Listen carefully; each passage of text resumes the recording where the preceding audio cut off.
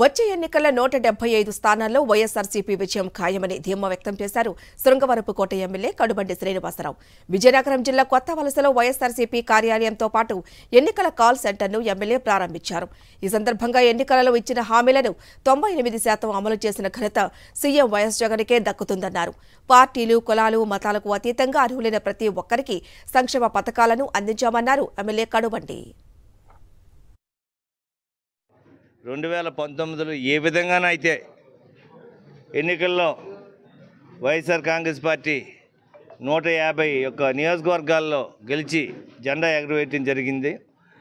ఈసారి 175కు 175 నియోజకవర్గాల్లో వైఎస్ఆర్ కాంగ్రెస్ పార్టీ జెండా ఎగురుతుందని మేమందరం కూడా నమ్ముతూ ఉన్నాం.